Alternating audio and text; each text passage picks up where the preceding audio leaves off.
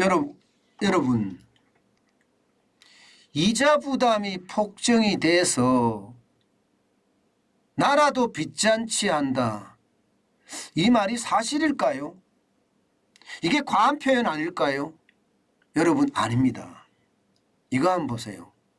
이거 2023년이면 내년입니다. 내년에 나라 빚 이자 부담액입니다. 22조 9천억 원이에요. 어마어마하죠. 올해 첫 번째 추경이 16조 9천억 원이었습니다. 훨씬 많습니다. 일반적으로 말입니다. 22조가 들어간다는 건 여러분 저는 충격적인 숫자라고 생각을 합니다. 왜냐고요? 여러분 이거 한번 보세요. 이거를 보시면 아마 여러분도 짐작하실 거예요. 외교 통일에 우리가 쓰는 돈이 말입니다. 6조 4천억 원이에요. 외교 통일에 쓰는 돈이 우리 예산이 말이에요. 6조 4천억 원. 그런데 이자 내는데 얼마 낸다고요? 22조 9천억을 낸다는 뜻이에요. 예. 또 보여드릴까요? 문화, 체육, 관광에 쓰는 돈이 8조 5천억 원입니다. 예, 8조 5천억. 이거보다가 지금 몇 배예요, 몇 배? 예, 적어도 3배 가까이 되죠. 22조 9천억 원을 이자로 냅니다. 어디 그뿐입니까? 환경에 쓰는 돈이 12조 4천억 원, 이거보다 훨씬 나게 많죠. 공공질서나 안전에 쓰는 돈이 22조 9천억 원이에요. 22조 9천억 원. 지금 이거하고 똑같잖아요. 이게 공공질서나 안전이라는 게 뭡니까? 지금 뭐 경찰 예산이라든가 이런 예산들이에요. 그런데 이 예산보다가도 지금 이자 내는 게 많다. 이것은 빚잔치나 다름없는 겁니다. 빚잔치나. 나라 예산 중에 말입니다. 예, 경찰이나 공공질서를 비추는 그 예산보다 더 많은 게 이자로 나간다는 건 저는 심각하다고 봐요. 여러분 보세요. 점점 보세요. 농림수산식품은 24조 2천억밖에 안 됩니다. SOC 예산 25조 1천억 원이에요. 산업에너지 중소기업에 25조 7천억 원입니다. R&D에서 30조밖에 안 돼요. 국방이 57조예요. 교육이 96조고요. 일반 지방행정이 111조 7천억 원, 보건복지노동이 226조 6천억 원. 진짜 난리도 아니죠 이건요. 예, 그러니까 보건복지노동이 이게 우리는 심각하다는 거예요. 심각하다. 그 와중에 이제는 이자까지 많이 늘어나면 어떻게 될까요? 저는 이자까지 많이 늘어나면 앞으로 우리의 삶들이 다 줄어들 거예요. 다 줄어들 거예요. 어느 걸 줄일까요? 보건복지 노동을 줄일 수 있을까요? 못 줄입니다. 한번 줬던 거 말입니다. 이거 줄일 수가 없어요. 예. 그러면 일반 행정, 지방행정을 줄일까요? 공무원 감축하라는 이야기인데 이것도 쉽지 않은 일입니다. 교육이요? 교육은 좀 줄일 수도 있겠죠. 교육은 지금 뭐 학교가 줄어들고 있고 교부금은 넘쳐나서 돈을 뿌린다고 하니까 좀 줄일 수도 있겠죠. 그러나 한계는 있습니다. 그렇다고 국방을 줄입니까? R&D 예산을 줄입니까? 이거를 줄이는 순간 말입니다. 나라 경쟁력은 완전히 떨어지거든요. 저는 결국 말입니다. 이 농림수산식품이나 SOC나 산업중소기업 에너지나 R&D나 국방 이런 예산들이 줄어들까 저는 두렵습니다. 이게 빚잔치가 되는 거예요. 이런 걸 줄여가면요. 그런데 줄일 수밖에 없는 게 현실이 될 거예요. 왜냐고요? 조달금리가 점점 높아지잖아요. 조달금리가. 여러분 보시는 것처럼 2022년 1월에서 8월까지 국채 조달금리가 2.95%가 평균입니다. 이게 2020년 1.39%에 비하면 어마어마하게 높은 숫자죠. 어마어마하게 2배가 넘는 숫자잖아. 2배가 넘는 숫자. 그러면 이자도 그만큼 더 내야 된다는 거고 앞으로 고금리가 계속해서 갈 거예요. 고금리가. 이게 안 떨어질 겁니다. 안 떨어질 거예요. 당분간 말입니다.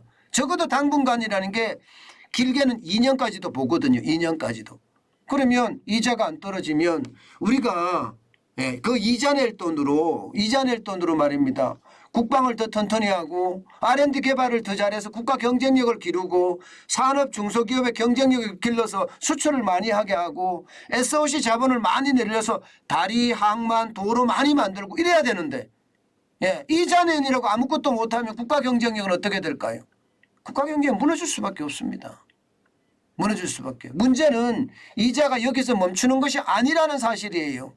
이자가 멈추는 것도 아니고요.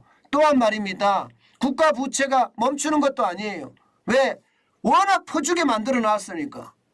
워낙 퍼주게나 만들 2016년 대비해서 말입니다.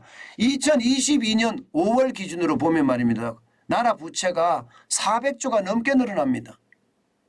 이게 제가 문재인 정부라는 그 정부는 경제적으로 봤을 때 없어졌어야 돼. 절대 탄생하지 말았어야 될 정부라고 제가 이야기하는 게 그 이야기예요. 400조 예산이 부채가 더 늘어나서 400조. 옛날에 여러분 626조 9천억 원이었던 예산이 지금 보세요. 예. 뭐 본예산 기준으로 봐서도 1046조 4천억 원이나 되잖아요. 1차 추경까지는 봐야죠. 2차 추경까지 본다 그러면 더 심각하고요. 1068조 8천억 원이나 되니까 말입니다. 그러니 여러분 이자는 계속 올라가 이자는 채무는 자꾸 더 늘어. 그러면 빚은 어떻게 될까요? 빚은 점점 더 늘어납니다. 점점. 올해가 18조 8천억 원. 18조 8천억 원이죠. 내년이 22조 9천억 원이죠. 2024년에 가면 25조 8천억까지 올라갑니다. 25조 8천억. 그리고 2026년이 되면요. 30조 9천억 원이에요. 30조 9천억 원. 여기서 멈추지 않습니다. 계속 올라갈 수밖에 없어요. 이자는요.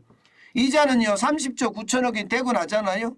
그 다음부터는요. 천정부지로 올라갑니다. 2030년이 되면 39조 3천억 원으로 늘어나고요.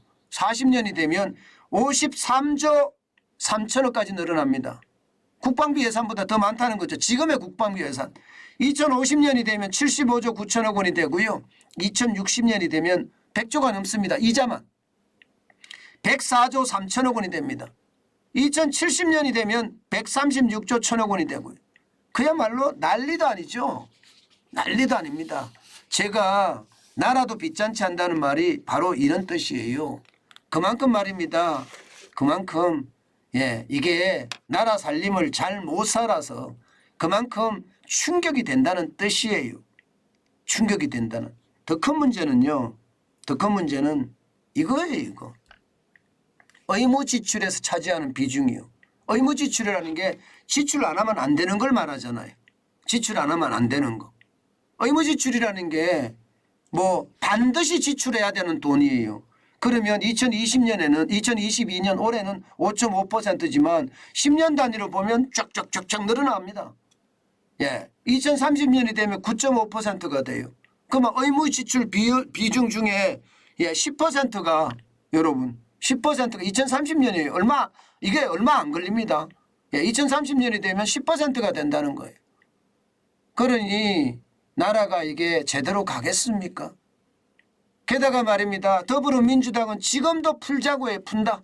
돈 풀자 난리예요. 지금 법안이 올라가 있는 것을 보면 말입니다. 정부가 입법해달라고 올린 거, 윤석열 정부가 올린 거 지금 6개월이 넘어 지났잖아요. 6개월이 넘어 지났는데 국회에서 처리된 법안 0건입니다. 0건. 이들은요 정쟁을 일삼지 절대 말입니다. 국민이나 국가를 위해서 일을 하지 않는다는 겁니다. 그들을 위해서 일해요. 그들을 위해서. 이게 법이 국민을 위해서 좋고 국가를 위해서 좋다면 여야 할 것 없이 서로 좋은 법을 만들어서 통과를 시켜야 되잖아요. 지금 그러지 못하는 거예요. 이재명 방탄국회라고 이야기하잖아요. 이재명 방탄국회. 한 사람을 지키기 위해서 대한민국 국민들이 다 볼모로 잡혀 있다는 거. 한 사람을 지키기 위해서. 도대체 이게 나라입니까? 이게 나라입니까? 제가 보는 거는 그렇습니다. 이거는 나라가 아니에요. 국회의원이라는 사람들이 뭐 하는 사람들입니까? 국민의 대표들 아닙니까? 국민의 대표들.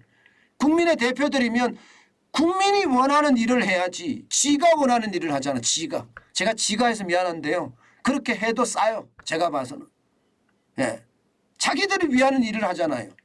국민은 그걸 원하나요? 저는 국민이 그렇게 원한다고 생각하지 않습니다. 좌파든 우파든 뭐 중도든 누구든 할 것 없이 종북주의자 빼고 말입니다. 종북주의자들. 김일성주의자 빼고 말입니다. 나머지 사람들은 모두가 하나같이 대한민국이 잘 되는 것, 이게 목표예요. 대한민국이 망하는 게 목표겠습니까? 지금으로 가는 것은요, 권력 다툼을 보면 대한민국이 망하는 게 목표예요. 도저히 그래서는 안 되는데. 예. 저는 포퓰리즘이 나라를 망친다고 말씀을 드렸죠. 지금 더불어민주당에서 내는 예산 법안들을 보면 전부 다 퍼주기 법이에요. 그러면 이게 어떻게 의무지출이 어떻게 될까요? 의무지출은 더 많이 늘어날 수밖에 없습니다. 결국 나라가 빚잔치하고 만다는 거예요. 이거 여러분 막아야 됩니다. 어떻게 하든 막아야지 대한민국의 미래가 있는 겁니다. 우리 자식들한테 우리는 어떻게 고개를 들고 다니겠습니까? 저는 이것을 보면서 진짜 우리나라의 상황이 진짜 심각하다, 이렇게 저는 생각을 합니다. 제발 포퓰리즘에 우리가 뭉쳐가지 말고요. 우리는 줏대를 가지고요.